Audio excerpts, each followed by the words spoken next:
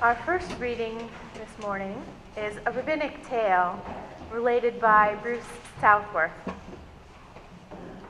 According to legend, there was once on the faculty of a seminary a certain rabbi known far and wide for his knowledge of the law and the prophets and for his wisdom and holiness. Just to sit in this teacher's presence in his classroom was to encounter a gentle strength and spirituality which made life seem rich and full. Every day, late in the afternoon, this man disappeared from his rooms and could not be found anywhere around the school. When asked about his behavior, the rabbi gave no answer. It was rumored among the students that every afternoon the rabbi prayed and actually ascended into heaven, and these visits were the source of his great wisdom.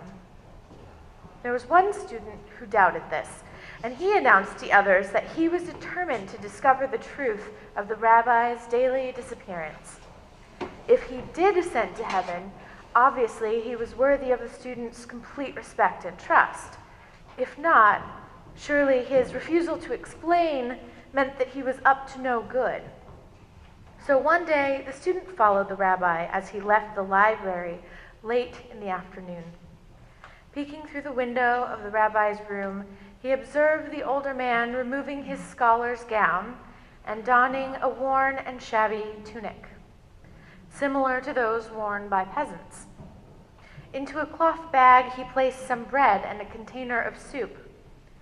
Next, he dirtied his face with soot from the fireplace and ruffled his normally smooth and clean hair and beard until it would have been impossible for anyone to recognize him as the esteemed rabbi of the seminary faculty.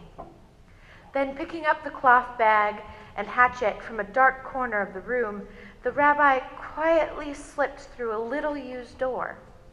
Fearing the worst, but determined to know the truth, the young student followed. A mile or more into the woods, the rabbi approached a tiny hut, obviously the home of a peasant. He disappeared inside, and soon smoke began to curl from the chimney. The rabbi reappeared, hatchet in hand, but without bag. The student watched from his hiding place as the rabbi cut and carried enough wood to refill the bin inside. Then he closed the door behind him. The student crept forward toward the hut and peeked in a window. He saw his teacher remove a pot of soup from the fire and carry it to a bed where a woman lay, weak from illness and hunger. Gently, the rabbi fed her the soup and some bread. He swept the hut and smoothed the worn sheets and blanket on the bed, puffing and rearranging the thin pillows. Then he sat quietly until the woman fell asleep.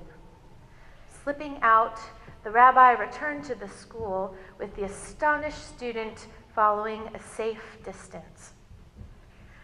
The student returned to the library where the other students were waiting. They gathered around him.